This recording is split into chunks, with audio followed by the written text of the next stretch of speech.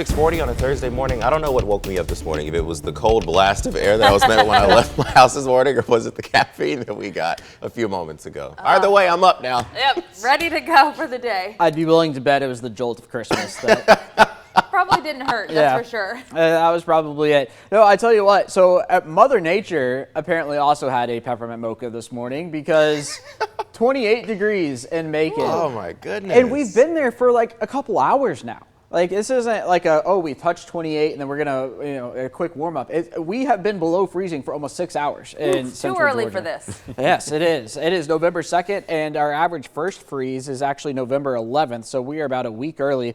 Still at 28 right now with a light wind out of the west at about 3 miles an hour, but later on this afternoon, we are going to warm to 61 degrees for a high temperature. But here's what I'm talking about. 12:40 a.m. is when we hit 32 degrees, and we have been below 32 degrees at Middle Georgia Regional since then. I want to point out that not all of Central Georgia has been below freezing for this long, but at least in Macon we have, and the coldest was 28, and that's been since 3:45 this morning. So yeah, it's been cold for a while. 33 now in Forsyth, 29 in Roberta, 30 in Butler, Montezuma, 29 in Americus, 31 in Cordele, waking up to 28 in Cochrane, 27 in Eastman this morning.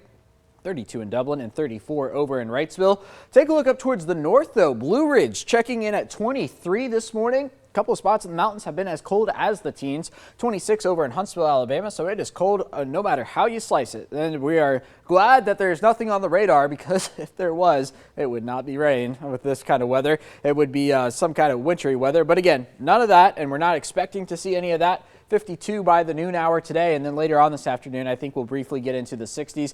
Then through the night tonight, much like yesterday, I think Future View is not getting us as cold as we're actually going to get. Yesterday, it was showing 31, 32 for this morning for Macon. Well, we're at 28 right now, so I expect to get to maybe that 31, 32 range tomorrow morning.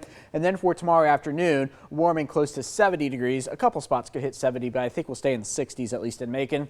Saturday morning, closer to 40 degrees, and then by the time we get to Saturday afternoon, several 70s will be on the board. So for football Friday night, 68 for the last tailgate 13 of the year, going to be down in Houston County, 64 for kickoff. Games start around 7:30, so that's going to be after sunset, and then as we wrap things up, it's going to be a relatively quick cool down to 53 by the time games are over. Last regular season of the year for football Friday night as well. 70 degrees for kickoff up in Athens on Saturday, cooling through the 60s during the game. Mizzou coming to town. That should be a pretty good game. In fact, it's probably going to determine who's going to be on top of the SEC East for the year. Let's get into the long-range future view for the weekend. Dry on Sunday. On Monday, mixing in some clouds, but I don't think we're going to see any rain out of that. Once we get into Tuesday here, election day there, could still see the potential for some clouds. So 28 this morning, 32 for tomorrow morning. We'll be back closer to that average of 46 by Monday. At the bus stop, you're definitely going to want the layers, 29. And I say layers because you're not going to need as many of them later on this afternoon. 61 degrees going to be that high temperature.